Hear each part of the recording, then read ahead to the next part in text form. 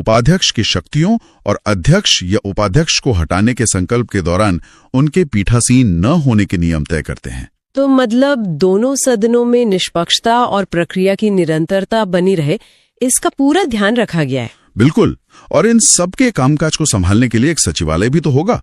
अनुच्छेद 98 इसी के बारे में है। अच्छा, संसद का अपना सेक्रेटेरिएट। हाँ, अनुच्छेद 98 संसद के हर सदन के लिए एक अलग सचिवीय स्टाफ का प्रावधान करता है। ये विधायिका की स्वतंत्रता के लिए आप मानिए बहुत ही ज्यादा जरूरी है। क्यों? ऐसा क्यों है? क्योंकि ये सुनिश्चित करता है कि संसद अपना कामकाज चलाने के लिए कार्यपालिका पर, मतलब सरकार पर निर्भर न रहे। अच्छा, मतलब उनकी अपनी एक स्वतंत्र मशीनरी हो। सही पकड़ा। चलिए, अब अधिकारियों से हटकर सदस्यों पर ध्यान केंद्रित करते हैं।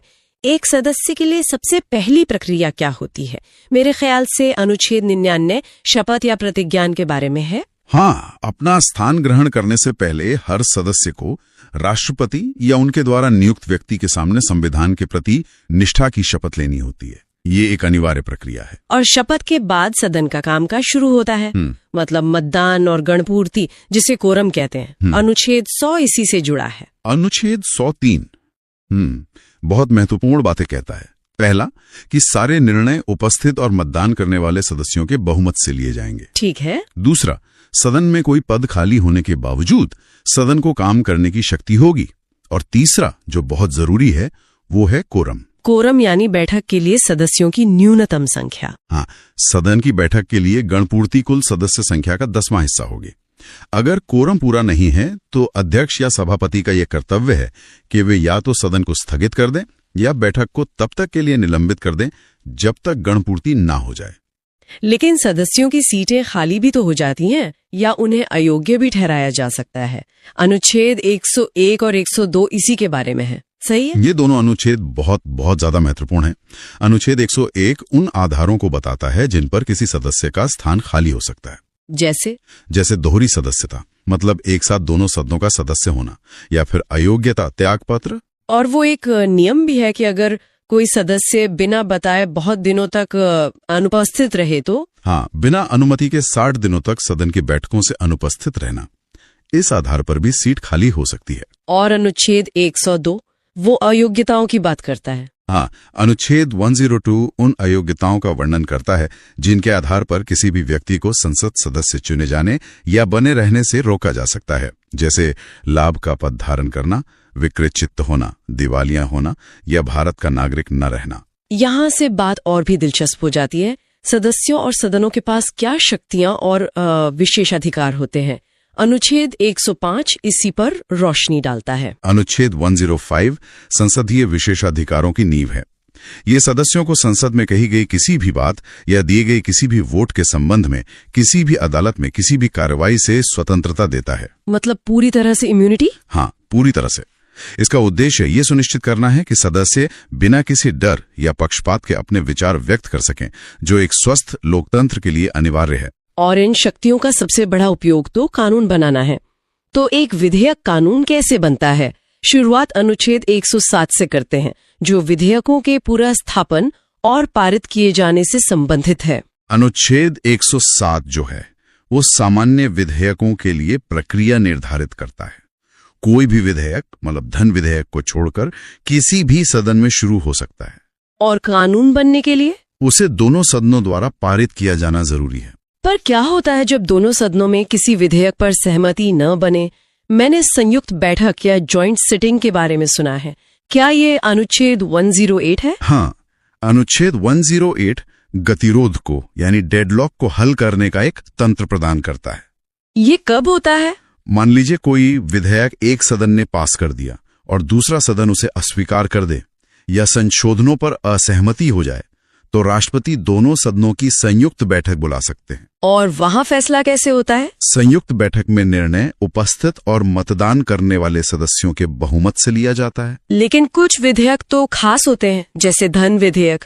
उनके लिए अनुच्छेद 109 और 110 में एक विशेष प्रक्रिया है। ये एक बहुत ही महत्वपूर्ण अंतर है। पहले पर अनुच्छेद 110 वो धन विधेयक को परिभाषित करता है। क्या होता है धन विधेयक? इसमें टैक्स लगाने, हटाने, भारत सरकार द्वारा उधार लेने या भारत की संचित निधि से संबंधित मामले शामिल होते हैं। और अनुच्छेद 109 इसकी प्रक्रिया बताता है। हाँ, 109 धन विधेयकों के लिए विशेष प्रक्रिया बताता है। ये विधेयक केवल लोकसभा में प्रस्तुत किए जा सकते हैं, राज्यसभा में नहीं। अच्छा, सिर्फ लोकसभा में? हाँ, लोकसभा से पारित होने के बाद इसे राज्यसभा को भेजा जाता है, जो सिर्फ 14 दिनों के भीतर अपनी सिफारिशें दे सकती है। और लोकसभा इन सिफारिशों को मानने या ना मानने के लिए पूरी तरह स्वतंत्र है। तो ये तो वित्तीय मामलों में लोकसभा की सर्वोच्चता स्थापित करता है। बिल्कुल। और जब कोई विधेयक दोनों सदनों से पारित हो जाता है तो अंतिम चरण राष्ट्रपति की अनुमति होती है। अनुच्छेद 111 इसी के बारे में है। बिल्कुल। अनुच्छेद 111 विधेयकों पर अनुमति की प्रक्रिया से संबंधित है। जब कोई विधेयक राष्ट्रपति के समक्ष प्रस्तुत किया जाता है तो उनके पास, आप कह सकते हैं, 3 विकल्प होते हैं। क्या है वो 3 विकल्प? वे विधेयक पर अपनी अनुमति दे सकते हैं, वो अपनी अनुमति रोक सकते हैं, जिसे एब्सोल्यूट वीटो कहते हैं, और तीसरा, या वे विधेयक को, अगर वो धन विधेयक नहीं है तो पुनर्विचार के लिए सदनों को वापस भेज सकते हैं। इसे सस्पेंसिव वीटो कहते हैं। और अगर सदन विधेयक को संशोधनों के साथ या बिना संशोधनों के फिर से पारित कर दें तब राष्ट्रपति को उस पर अपनी अनुमति देनी ही होती है, वो बाध्य हैं। मतलब दूसरी बार वो मना नहीं कर सकते। और इस तरह राष्ट्रपति की अनुमति के साथ ही कोई विधेयक अधिनियम यानी कानून का रूप लेता है। अनुच्छेद 112 से, यानी वार्षिक वित्तीय विवरण। हम सब इसे आम बोलचाल में बजट कहते हैं, लेकिन संविधान में यह शब्द है ही नहीं। तो वार्षिक वित्तीय विवरण कहने के पीछे क्या कोई गहरा मतलब छिपा है? हाँ, ये एक बहुत अच्छी शुरुआत है।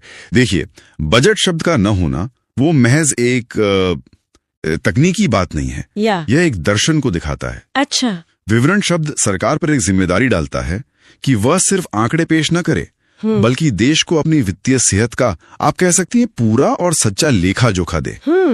पारदर्शिता की नींव। बिल्कुल। और इसी से जुड़ा है अनुच्छेद 113, जो कहता है कि इस विवरण में दिए गए खर्च के अनुमानों पर संसद में मतदान होगा। यानी सरकार अपनी मर्जी से 1 रुपया भी तय नहीं कर सकती। सही पकड़ा। हर खर्च को जनता के प्रतिनिधियों की सहमति लेनी ही होगी। अच्छा, तो ये प्रक्रिया का पहला चरण हुआ। सरकार ने अपना हिसाब किताब और आने वाले साल की योजना, मतलब प्राक्कलन, संसद के सामने रख दिया। लेकिन सिर्फ योजना रखने से तो पैसा हाथ में नहीं आता। तो सरकार को असल में खर्च करने का अधिकार किस दस्तावेज से मिलता है? यहीं पर इस पूरी प्रक्रिया का सबसे शक्तिशाली हिस्सा आता है। अनुच्छेद 114 और विनियोग विधेयक। हाँ, आप इससे सरकार का खर्च करने का लाइसेंस समझ सकती हैं। जब तक संसद इस विधेयक को पारित नहीं करती, सरकार भारत की संचित निधि से, मतलब देश के खजाने से, 1 पैसा भी नहीं निकाल सकती। अच्छा, तो ये कार्यपालिका पर विधायिका के नियंत्रण का सबसे बड़ा हथियार हुआ। बिल्कुल। सरकार कितनी भी शक्तिशाली हो, उसे पैसा खर्च करने के लिए हर साल संसद के सामने आना ही पड़ता है। लेकिन क्या ये प्रक्रिया हमेशा इतनी सीधी होती है? मान लीजिए बजट पास हो गया, पर साल के बीच में कोई बाढ़ आ गई या कोई और संकट खड़ा हो गया जिसके लिए पैसा नहीं था। हाँ, तब क्या होगा? नहीं, संविधान निर्माताओं ने ऐसी स्थितियों के बारे में सोचा था। यहीं पर अनुच्छेद 115 और 116 काम आते हैं। ओके। अनुच्छेद 115 अनुपूरक अनुदान की व्यवस्था करता है। मतलब अगर किसी काम के लिए आवंटित पैसा कम पड़ गया या किसी बिल्कुल नई जरूरत के लिए पैसा चाहिए, तो सरकार संसद से और पैसा मांग सकती है। हाँ, और अनुच्छेद 116 तो और भी दिलचस्प है, खासकर इसका लेखानुदान वाला हिस्सा। Vote on account. हाँ जी। अगर आम चुनाव होने वाले हैं और पूरी बजट प्रक्रिया को पूरा करने का समय नहीं है, तो सरकार लेखानुदान के जरिए कुछ महीनों के जरूरी खर्च के लिए संसद से एक तरह की अग्रिम मंजूरी ले लेती है, ताकि नई सरकार के गठन तक देश का काम न रुके। बिल्कुल। ये व्यावहारिकता और संवैधानिक सिद्धांतों के बीच एक सुंदर संतुलन है। चलिए, तो हमने देखा कि संसद पैसे को कैसे नियंत्रित करती है, लेकिन अब संसद के अंदर की शक्ति को कौन नियंत्रित करता है? क्या सांसदों को कुछ भी कहने की आजादी है? अब वित्तीय प्रक्रियाओं से निकलकर संसद की अपनी कार्य प्रणाली की ओर बढ़ते हैं। शुरुआत करते हैं अनुच्छेद 120 से, जो भाषा के बारे में है। अनुच्छेद 120 देखने में बहुत सीधा लगता है, पर यह भारत की आत्मा, मतलब उसकी विविधता का सम्मान करता है। कैसे? ये कहता है कि सदन की भाषा हिंदी और अंग्रेजी होगी, लेकिन ये अध्यक्ष को ये असाधारण शक्ति भी देता है कि अगर कोई सदस्य इन भाषाओं में खुद को ठीक से व्यक्त नहीं कर सकता, तो उसे अपनी मातृभाषा में बोलने की अनुमति दी जाए। अरे वाह, मतलब नागालैंड या तमिलनाडु का कोई प्रतिनिधि अपनी भाषा में अपने लोगों की बात रख सकता है। जी, ये सुनिश्चित करता है कि भाषा लोकतंत्र में भागीदारी का रोड़ा न मरे। और इसी सदन के अंदर चर्चा की भी कुछ सीमाएं हैं। मुझे अनुच्छेद 121 हमेशा से बहुत दिलचस्प लगता है कि सुप्रीम कोर्ट या हाई कोर्ट के किसी जज के आचरण पर संसद में चर्चा नहीं हो सकती। ये तो एक बहुत बड़ा प्रतिबंध है। बहुत बड़ा। और इसके पीछे शक्तियों के पृथक्करण यानी सेपरेशन ऑफ पावर्स का महान सिद्धांत है। अच्छा, न्यायपालिका की स्वतंत्रता के लिए? हाँ, ये कवच है। आप सोचिए, अगर सांसद हर दिन किसी जज के फैसले या उनके व्यक्तिगत आचरण पर बहस करने लगे तो कोई भी जज बिना राजनीतिक दबाव के निष्पक्ष होकर काम कैसे कर पाएगा? बात तो सही है। और इसी सिक्के का दूसरा पहलू है अनुच्छेद 122। वो क्या कहता है? वो कहता है कि अदालतें संसद की कार्यवाही की प्रक्रिया में हुई किसी कथित अनियमितता की जांच नहीं कर सकती हैं। मतलब संसद अपने घर की मालिक है और न्यायपालिका अपने घर की। दोनों एक दूसरे की सीमाओं का सम्मान करते हैं। लेकिन एक मिनट, अगर संसद सत्र में नहीं है और देश पर कोई ऐसा संकट आ जाए कि तुरंत कानून बनाने की जरूरत हो, तब क्या होगा? नहीं, इसके लिए भी व्यवस्था है। यहीं पर अनुच्छेद 123 राष्ट्रपति को एक असाधारण शक्ति देता है, अध्यादेश जारी करने की। बिल्कुल। ये एक अस्थायी कानून है। जब संसद सत्र में न हो और सरकार को लगे कि तत्काल कार्रवाई जरूरी है तो राष्ट्रपति अध्यादेश जारी कर सकते हैं। इसका प्रभाव संसद के कानून जैसा ही होता है। लेकिन इस पर कोई रोक टोक तो होगी? हाँ, एक बहुत बड़ा सेफ्टी वाल्व है। जैसे ही संसद का सत्र दोबारा शुरू होगा, इस अध्यादेश को 6 सप्ताह के भीतर सदन के सामने रखना होगा। अगर संसद इसे पारित नहीं करती तो ये खत्म हो जाएगा। अच्छा, तो ये कार्यपालिका को ताकत तो देती है पर स्थायी रूप से विधायिका की जगह नहीं लेने देती। एकदम सही। चलिए, अब शक्तियों के संतुलन की इस चर्चा को आगे बढ़ाते हैं और उस स्तंभ की बात करते हैं जिसे संविधान का संरक्षक कहा जाता है, हमारी न्यायपालिका। अनुच्छेद 124 जो सर्वोच्च न्यायालय की स्थापना की बात करता है। बिल्कुल। अनुच्छेद 124 भारतीय न्याय व्यवस्था की आप कह सकते हैं धुरी है। ये सिर्फ इतना नहीं कहता कि एक सुप्रीम कोर्ट होगा, बल्कि उसकी पूरी संरचना को परिभाषित करता है। मतलब न्यायाधीशों की नियुक्ति कैसे होगी, उनकी योग्यता क्या होगी, ये सब कुछ। हाँ, और सबसे महत्वपूर्ण, उन्हें पद से हटाने की प्रक्रिया क्या होगी। और ये प्रक्रिया, जिसे महाभियोग कहते हैं, इतनी ज्यादा कठिन इसीलिए बनाई गई है ताकि कोई भी सरकार सिर्फ इसलिए किसी जज को ना हटा सके क्योंकि उसका फैसला उसे पसंद नहीं आया। ये उनकी स्वायत्ता की गारंटी है। जी, और इसी स्वायत्ता को मजबूत करने के लिए अनुच्छेद 125 है जो न्यायाधीशों के वेतन से जुड़ा है। क्या सरकार किसी जज पर दबाव बनाने के लिए उनकी सैलरी कम कर सकती है? बिल्कुल नहीं।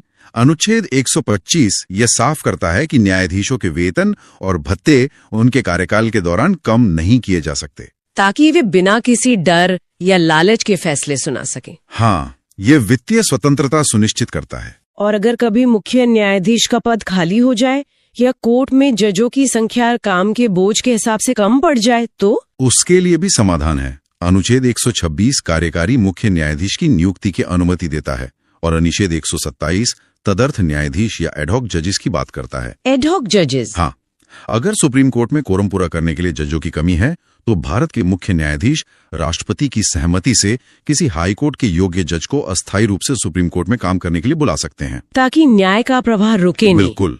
अब सुप्रीम कोर्ट की शक्तियों पर आते हैं। अनुच्छेद 129 कहता है कि सुप्रीम कोर्ट एक अभिलेख न्यायालय होगा। ये सुनने में बड़ा तकनीकी लगता है। आम इंसान के लिए इसका क्या मतलब है? इसके 2 बहुत सीधे और शक्तिशाली मतलब हैं। पहला, सुप्रीम कोर्ट का हर फैसला और हर कार्यवाही एक आधिकारिक